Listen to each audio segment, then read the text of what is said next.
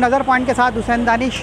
मैं आज एक जलसे में मौजूद औरंगी टाउन में, और यहाँ पे जो है वो जलसा जो है पाकिस्तान नज़रियाती पार्टी की जानिब से जो जलसा हुआ है, बड़ा आउटस्टैंडिंग, आउट क्लास, क्योंकि आवाज़ बुलंद जो थी वो फ़लस्तीन के हक़ में थी कि फ़लस्तीन के मुसलमानों के साथ जो जुल्म व सितम हो रहा है, बर्बरियत हो रही है, उसके हवाले से थी। पाकिस्तान नज़रियाती पार्टी के चेयरमैन शहीद हैदर सयाल से गुफ्तगू की है और बड़ी जामे गुफ्तगू हुई है, बड़े बेहतरीन उन्होंने जवाबात दिए कराची पे, कराची की सियासत पर, कराची की सियासी जमातों के हवाले से उनसे मेरी गुफ्तगू हुई, उनकी तकरीर भी हुई यहाँ पे हुई। तो आए अब हम चलते हैं चेयरमैन शहीद हैदर सयाल से गुफ्तगू जो आपको सुनवाते हैं नज़र पॉइंट पे। देखिए, मैं आपको अर्ज़ करूं, ये सिर्फ एक यूनियन काउंसिल का प्रोग्राम था, एक हल्के की यूनियन काउंसिल का प्रोग्राम था, 24 घंटे के शॉर्ट नोटिस पे था, और इलाके ने जिस तरीके से तावन किया, इसका मतलब है कि पीपल्स पार्टी का बोझ उलटने को ये लोग तैयार हैं।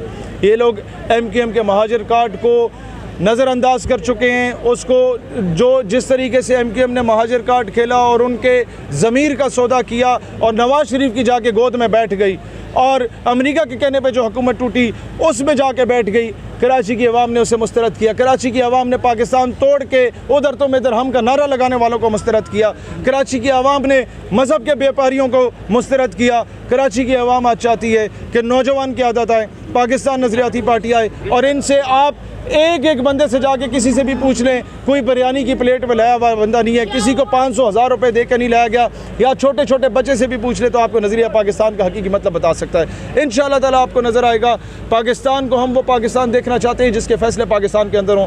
अज़्म इस्तेकाम ऑपरेशन के बारे में हमने बात की कि हम अफवाज पाकिस्तान के साथ खड़े हैं, आप इंडिया से लड़ाओ हमें, आप हमें ख्वाजा आसिफ साहब जो आप बयान दे रहे हो, आप हमें इसराइल से लड़ाओ, हम लड़ेंगे, अफगानी ईरानियों से नहीं लड़ेंगे, हमारे मुसलमान भाई हम उन्हें सीने से लगाएंगे। और अफगानी तालिबानों से भी कहते हैं और ईरानी हुकूमत से भी कहते हैं, खुदा को मानो, खुदा को मानो, इस वक्त एक होने का वक्त है, मस्जिद अक्सा पे हमला हुआ है, अब कोई मुसलमान आपस में एक दूसरे का गला ना काटे, मुसलमान को मुत्तहिद होना है। क्या सूबे सिंध में या कराची में किसी सियासी पार्टी से अलायंस हो सकता है आपका?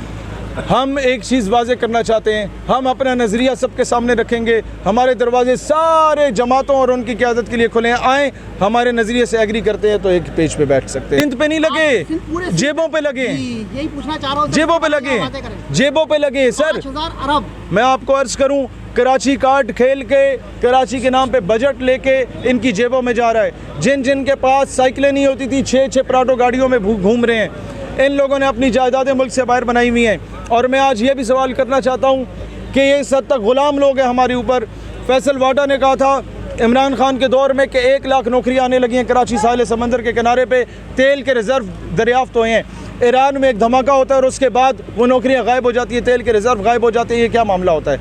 आप क्यों डर गए हो? बताओ, उस दौर की हुकूमत डरी है तो फिर आज की हुकूमत तो आप लोगों की है। आज तो नवाज शरीफ के चरणों में आप लोग बैठे हो, आप क्यों डरपोक बन के बैठे हुए हो?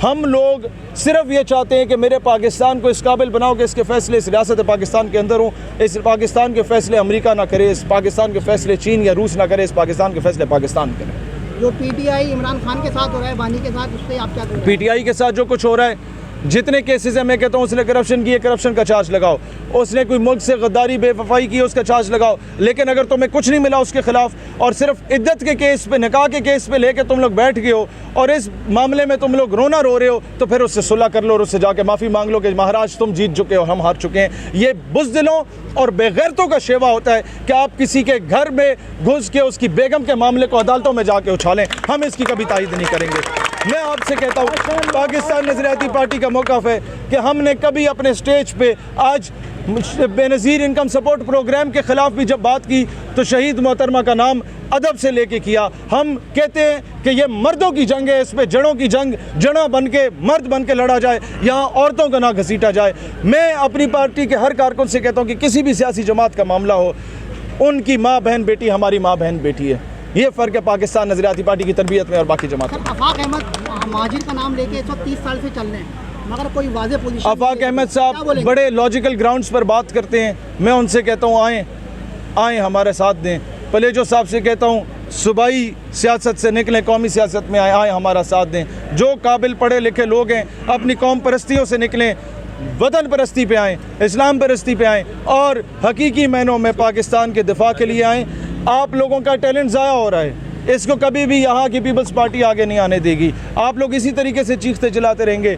आए इस्लामाबाद में हम आप लोगों को मुतारिफ़ कराते, आए लाहौर में हम आपको मुतारिफ़ कराते, हम आपके साथ चलेंगे, लेकिन हकीकी मायनों में इस अवाम के लिए आवाज़ बुलंद करें, नहीं तो आप लोगों को इसी तरीके से इस्तेमाल किया जाएगा। कराची में कोई ऐसी आपकी कमेटी बनेगी जो ताजिर बरादरी से, सियासी लोगों से मीटिंग करे और कराची की मफाद के बारे में? हम जल्दी अपनी राब्ता कमेटी का ऐलान डिवीज़नल कराची की जो काबीना वो ख़ुद करेगी। अपने काबीना में से 5 अरकान ये लोग वो बनाएंगे, उनकी कमेटी बनाएंगे जो तमाम सियासी मजहबी जमातों को ऑन बोर्ड लेगी, उन हम ख्याल जमातों को जो इस वक्त इस फस्तायत और जुल्म और बर्बरियत के ख़िलाफ़ निकली हैं। बहुत शुक्रिया। बहुत शुक्रिया।